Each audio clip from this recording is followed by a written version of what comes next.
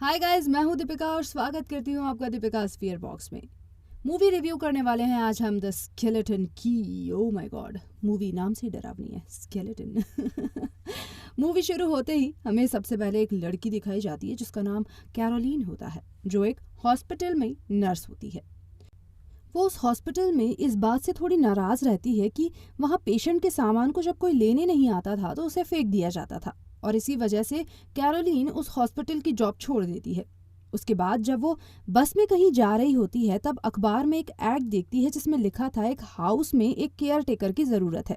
जब कैरोलीन वहाँ जाती है उसे वहाँ कोई नहीं मिलता। जब वो गार्डन में आती है तो वो देखती है वहाँ पर एक औरत अपने व्हील चेयर पर बैठे पति के बाल काट रही थी।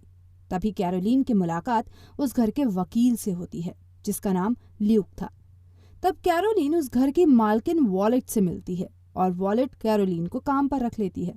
अगले ही दिन कैरोलीन उस घर में रहने के लिए निकल जाती है। रास्ते में वो एक गैस स्टेशन पर रुकती है। जब वो पैसे देने के लिए अंदर जाने लगती है तब उस दरवाजे पर एक लाल रंग की लाइन नजर आती है। जब वो अंदर जाती है तो वहाँ कैरोलीन को एक अजीबोगरीब चीज दिखाई देती है। तभी अचानक वहाँ कैरोलीन को एक औरत दिखाई देती है जिसके हाथ में एक बच्चा था। वो उसे देखकर डर जाती है। तभी वहाँ गैस स्टेशन का मालिक आता है तो कैरोलीन उसे पैसे देती है और वहाँ से निकल जाती है।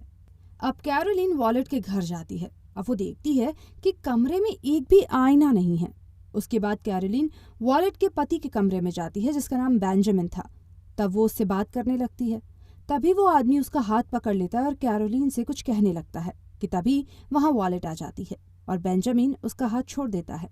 तब कैरोलीन पूछती है इस घर में कहीं भी आईना क्यों नहीं है।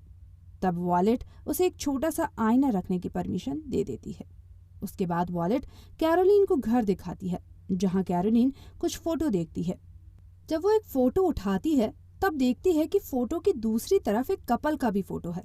तब वॉलेट उससे कहती है कि हमने ये घर इसके पुराने मालिक से खरीदा, और वो कैरोलीन को एक मास्टर चाबी देती है जिससे पूरे घर में कोई भी दरवाजा खोला जा सकता था।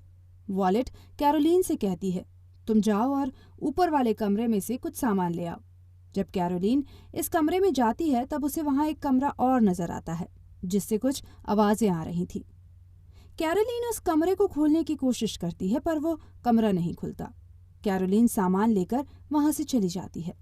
अगले पल हमें दिखाया जाता है जब कैरोलीन सो रही होती है तब उसे कुछ टूटने की आवाज सुनाई देती है। कैरोलीन भागकर बेंजामिन के कमरे में जाती है तो वो देखती है बेंजामिन वहां नहीं है। तब कैरोलीन खिड़की से देखती है, तब बेंजामिन छत से लटका हुआ होता है। बारिश ज्यादा होने की वजह से वो नीचे गिर जाता है।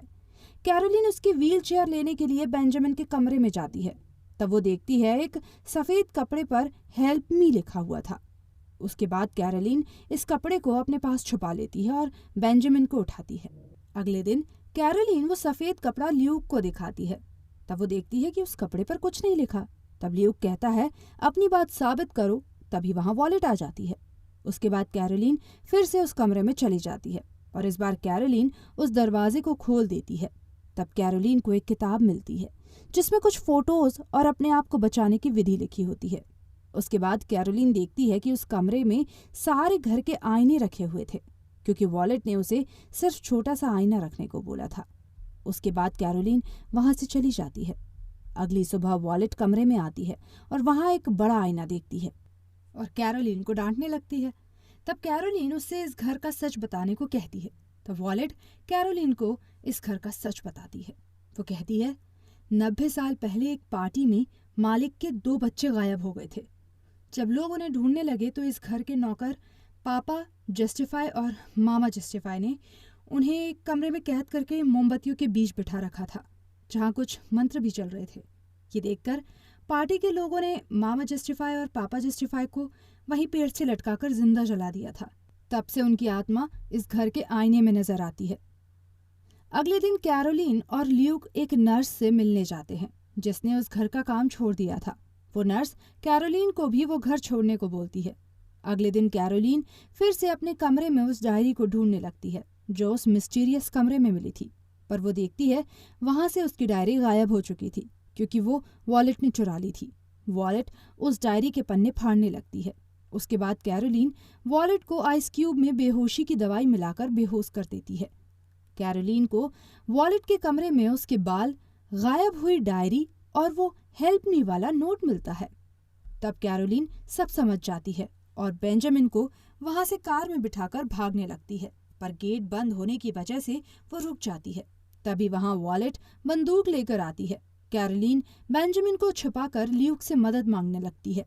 तब कैरोलीन ल्यूक के कमरे में खुद को कुछ फोटोज और खुद के सामान देखकर समझ जाती है कि वो भी वॉलेट से मिला हुआ है। तब ल्यूक पीछे से आकर उसका गला दबाकर बेहोश कर देता है और उसे फिर से उसी घर में ले आता है। दूसरी तरफ वॉलेट बेंजामिन को ढूंढ लेती है। तभी कैरोलीन वहां से भाग जाती है और उसी मिस्टीरियस कमरे में पहुंच जाती है जहां वो कई सारी मोमबत्तियां देखती है और उस किताब के अनुसार अपने चारों तरफ नक्शा बनाने लगती है और अपने बाल और अपना खून वहां डालने लगती है। तब वॉलेट वहां आती है और कहती है, जैसा मैं चाहती थी तुमने वैसा ही किया, तुम मेरे जाल में फंस गई। तभी कैरोलीन देखती है कि उसके चारों तरफ आईने हैं। अब वॉलेट एक आईना लेकर आती है जिसमें कैरोलीन देखती है कि मामा जस्टिफाई की आत्मा पहले वॉलेट में थी और अब वो कैरोलीन के शरीर में जाने वाली थी। इसके बाद वॉलेट उस पर वो आईना गिरा देती है और कैरोलीन बेहोश हो जाती है।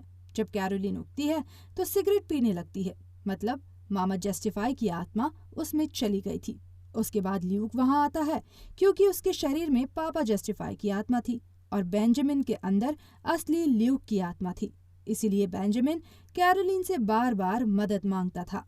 दरअसल जब मामा जस्टिफाई और पापा जस्टिफाई को जलाया गया था तब उनकी आत्मा उन दो गायब हुए बच्चों में स्विच हो गई थी।